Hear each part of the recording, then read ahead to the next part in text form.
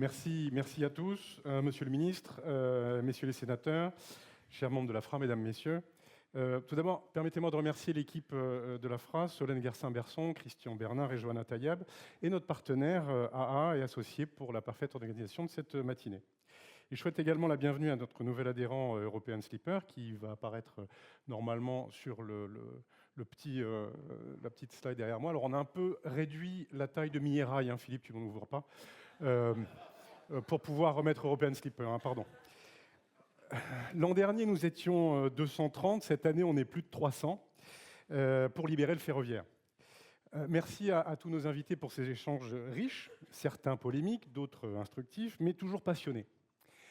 Parce qu'en réalité, c'est bien la passion qui nous réunit aujourd'hui, celle du rail. Du rail pour la grande vitesse, du rail pour les mobilités du quotidien, du rail pour transporter les marchandises. Car c'est peu dire que le rail est présent dans nos vies, de 7 à 77 ans, parfois plus. Et il est amené à occuper une part croissante. Et pourtant, le rail peut faire des victimes. Il en a fait plusieurs cette année, Railcop, Midnight Train ou encore Logis Railway. Ces défaillances ou ces renoncements démontrent que l'équilibre économique en est fragile et que l'activité ferroviaire demeure un domaine où la connaissance du métier, le réalisme et l'humilité font jeu égal. Ces trois vertus ferroviaires, je les répète, connaissance du métier, réalisme et humilité, s'apprennent au fil du temps. C'est un temps long. Elles s'acquièrent au travers de quelques réussites, mais aussi au travers d'échecs. La connaissance du métier, elle est maintenant partagée. Car si au début de l'aventure de l'ouverture à la concurrence, l'expertise était essentiellement au sein du groupe ferroviaire historique, elle se retrouve maintenant dans les autres entreprises ferroviaires. On a cru pendant longtemps que faire rouler des trains sur les LGV était une compétence unique. Trenitalia démontre 10 fois par jour le contraire. On va croire encore pendant quelques mois que faire tourner des trains du quotidien avec qualité n'est pas possible sans les connaissances du groupe ferroviaire historique. Transdev va le démontrer 30 fois par jour. On a fait longtemps croire que seul le groupe ferroviaire historique savait livrer du wagon isolé.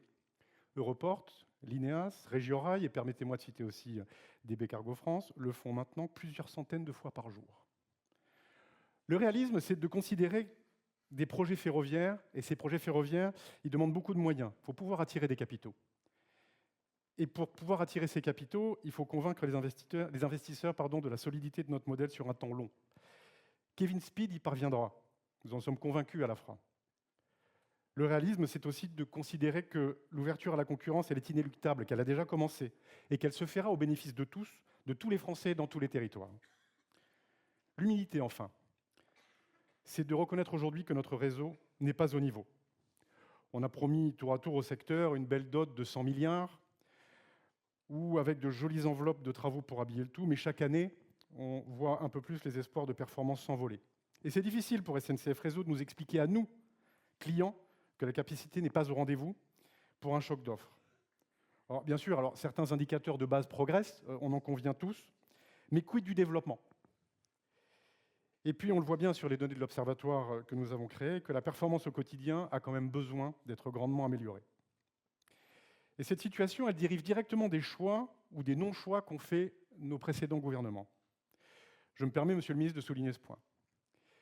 Le choix, par exemple, de faire peser sur les entreprises voyageurs la totalité du coût de l'infrastructure, renchérissant le prix du billet pour les Français. Le choix, par exemple, de conserver un cadre social unique au sein du groupe ferroviaire historique qui montre ses limites, avec presque 4000 circulations annulées lors des grèves du premier trimestre 2023. 3650 exactement, soit 150 000 camions remis sur les routes. Alors même que les agents de nos entreprises n'étaient pas en grève. Et puis, le non-choix d'accélérer le processus d'homologation du matériel roulant, qui est aujourd'hui un vrai problème d'accès pour l'ensemble des alternatives. Des solutions, pourtant, il y en a.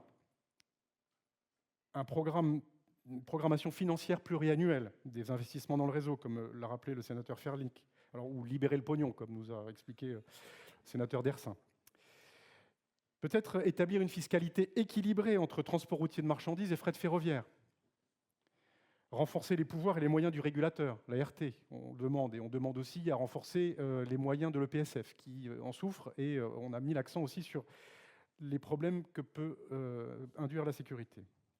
Il faut adopter les standards européens et pas les surtransposer, comme on a l'habitude de faire. Le vice-président de l'autorité de la concurrence, Thibaut Verger, en a parlé. L'accès au matériel est extrêmement important. Et pourquoi, comme d'autres États européens, on ne fait pas une demande d'exemption au règlement REACH pour pouvoir permettre d'utiliser du matériel amianté, qui est utilisé aujourd'hui quotidiennement dans le groupe ferroviaire historique, mais que les alternatifs ne peuvent pas utiliser? Élargir la liste des facilités essentielles qui ont été transmises à SNCF Réseau. Le CIM, par exemple, le Centre d'ingénierie du matériel. Il est aujourd'hui dépendant de SNCF Voyageurs. Et pourtant, il est indispensable pour faire homologuer du matériel en France. Pourquoi n'est-il pas transféré à SNCF Réseau? C'est un bien mutuel, c'est un bien commun. Seule une sortie du gestionnaire d'infrastructure du groupe ferroviaire historique peut garantir sa totale indépendance. Alors que tout le système ferroviaire a été pensé pour et par le groupe ferroviaire historique, l'ouverture à la concurrence sans rien changer ne fonctionnera pas. L'État doit choisir. Il ne peut pas y avoir d'ambiguïté entre son rôle de stratège et son rôle d'actionnaire. Donc, nous saluons l'arrivée d'un ministre chargé des Transports qui est expérimenté sur les mobilités du quotidien. Nous l'assurons à la fois de notre plein soutien, mais aussi de notre intransigeance. Les conditions concurrentielles de l'ouverture de marché sont ces conditions. Nous serons très intransigeants sur ces conditions-là. Je me réjouis qu'il réserve sa première intervention sur le ferroviaire à l'AFRA et à ses membres et aux participants de ce colloque. Je lui cède la parole pour conclure et je vous remercie.